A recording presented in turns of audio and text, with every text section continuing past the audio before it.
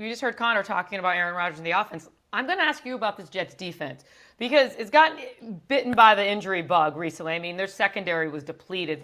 They're without Chuck Clark, Michael Carter II, DJ Reed, but Tony Adams, Ashton Davis got injured during the Jets Sunday night matchup. But the Jets finally worked out a deal with Hasson Reddick. But before we get to that, what are your thoughts on this Jets defense? I'm very underwhelmed. I mean, let's call it like it is, Jeane. The Pittsburgh Steelers are not a great offensive team. They're getting booed out of the building in the first half of that game, and they get absolutely torched. And my biggest issue from a Jet defensive standpoint is we talk about this, I feel like week in and week out, they can't stop the run. And until they go and show consistently that they can go and stop the run, they're going to be exploited. They're going to be picked on. And I understand yesterday you saw issues with George Pickens, which would make sense. But then why wouldn't you have Sauce Gardner shadowing George Pickens for all moments of this game? And I don't think Sauce had his best game of the year. I think most of the metrics would kind of point to him not having his best game of the year. But when you got the issues they have in the secondary without DJ Reed, without Michael Carter, you got to make some adjustments. But I think the biggest reason they're having the struggles they're having is the fact that week in and week out, they don't stop the run. You don't stop the run, you're not going to have defensive success. And I don't even look at that, Jay. You're right. I mean, there's an issue with stopping the run, but that's always going to be an issue with this Jets defense because they are built as a unit that wants agility and quickness, and sometimes when you want agility and quickness up front on the defensive line, you're going to forego some of that beef you need to block the run. The biggest issue I have with the Jets defense right now, and I don't think it's completely tied entirely to the injuries and all that stuff, but the last 2 weeks, when the Jets fired Robert Saleh, they didn't promote Jeff Ulbrich and then also promote somebody else to be their interim defensive coordinator. You essentially took all of the responsibilities that Robert Saleh had as a head coach, gave them to Jeff Ulbrich while also still keeping him as the defensive coordinator.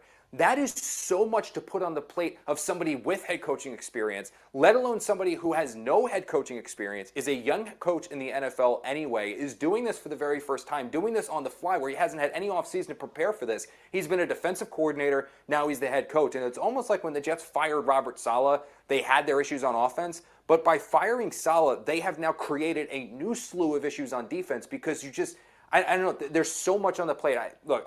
Ultimately, what I think we're going to see is Jeff's going to give up some of the play calling duties, whether it's going to go to White Cotton or Ruttenberger or whoever they're going to give it to.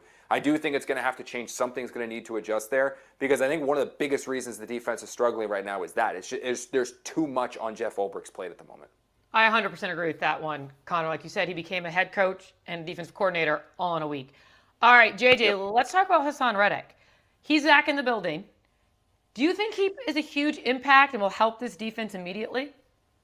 Well, Jeane can't hurt. We know what his resume is as a player. I mean, this is a guy who was the best defensive player on the field, 2 years ago when the Philadelphia Eagles destroyed the San Francisco 49ers in an NFC title game. But I have serious questions about what kind of shape Hasson Reddick is going to be in. I mean, we're talking about an NFL player showing up in the middle of the year, trying to get acclimated with a new team.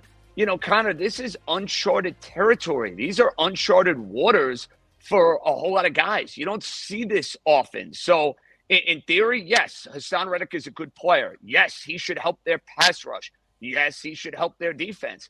But is Hasson Reddick going to be the version of the player we saw 2 years ago with everything that has unfolded here over the last few weeks? I'm not holding my breath that he's going to show up and have 3 sacks in his first game. I just think it's asking a lot. I mean, that's just reasonable timeline, expectation, what have you. Guys don't show up in week 8. They don't show up for, training camp and preseason, everything that we have, and all of a sudden hit the ground running. It's asking a lot. And Connor, you just talked about stopping the run. Hasson Reddick isn't known for stopping the run.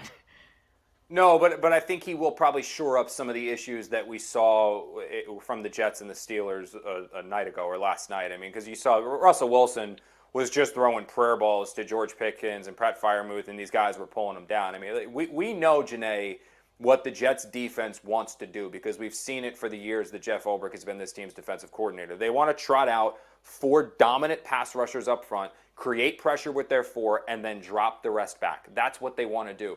That's why you've seen during the years before this year under Jeff Ulbrich, the Jets have never rushed never blitzed, I'm sorry, more than 18 or 19% of the time, according to ESPN stats and information.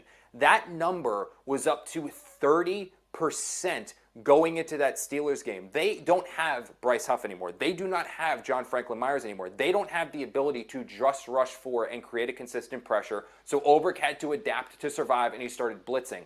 That was fine when you had DJ Reed, Sauce Gardner, Michael Carter, Tony Adams, and Chuck Clark, and your full complement of guys in the secondary, because they could go man up on the outside, everyone on their own island, and have success. With DJ Reed now down for a foreseeable amount of time, with Michael Carter down, with Chuck Clark down, with Tony Adams now down, and guys like Oliver having to step in, guys off the practice squad having to step in, Sauce Gardner really being your only staple there in the secondary, they can no longer keep blitzing to create a pressure, because those guys on the outside, like we saw multiple times, the play that Pickens made up the right sideline, that was an all-out cover zero blitz from the Jets. They just threw it up in one-on-one coverage. DJ Reed probably swats that one away. Instead, it's a big first down. The one to Freiermuth, that's probably something swatted away if the Jets have their full complement of guys in the secondary back there. Instead, it's a big completion. What Hasson Reddick should theoretically allow the Jets to do, even immediately, even if he's not in complete football shape, is give them a situational pass rusher on the outside on third down, where the Jets, with him on one side,